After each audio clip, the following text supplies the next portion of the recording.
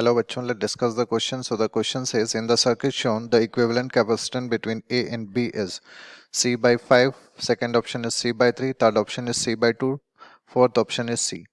यहाँ पे हमें सर्किट दिया हुआ है और हमें बताना है कि कौन सा ऑप्शन करेक्ट होगा, इक्विवेलेंट कैपेसिटेंस क्या होगा ए और बी के बीच।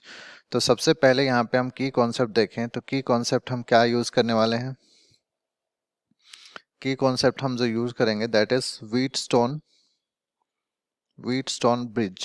ठीक है, व्हीटस्टोन ब्रिज क्या होता है, जैसे इस जो सर्किट दिया हुआ हमारे पास उसको अगर हम लोग मॉडिफाई करें तो हम इस सर्किट को इस तरह से मॉडिफाई या फिर रीअरेंज कर सकते हैं। जैसे ये वाला पॉइंट हमारा ए है, ठीक है, उसके बाद इस वाले पॉइंट को देखेंगे तो यहाँ से दो कैपेसिटर्स हैं कनेक्टेड। एक तो हम इसको इस तरह से रीअरेंज कर रहे हैं, एक कैपेसिटर इस तरह कनेक्टेड है और दूसरा कैपेसिटर इस तरफ कनेक्टेड है।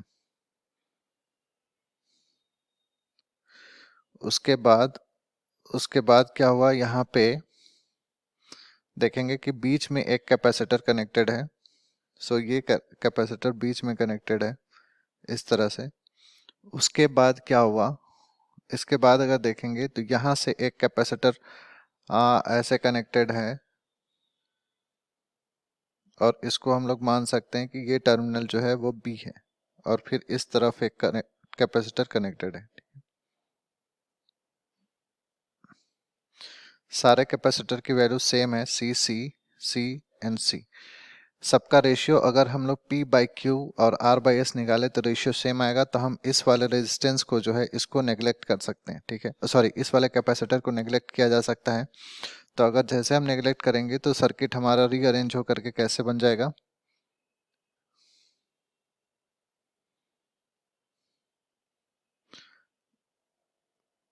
यहाँ पे एक कैपेसिटर कनेक्टेड रहेगा, दूसरे जगह पे एक कैपेसिटर ये कनेक्टेड रहेगा,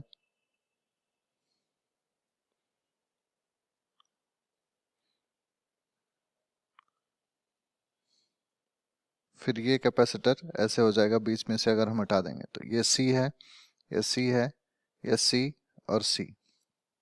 अब यहाँ पे ऊपर में जो कैपेसिटर है उसका अगर हम लोग इक्विवेलेंट रेजिस्टेंस निकालेंगे, सॉरी इक्विवेलेंट कैपेसिटेंस निकालेंगे जो कैपेसिटर है, तो ऊपर वाले का क्या हो जाएगा, सी सी सीरीज में है तो इनका इक्विवेलेंट कैपेसिटेंस कितना निकल जाएगा, ऊपर वाले का C बाई 2 और नीचे वाले का भी कितना निकल जाएगा, C बाई 2।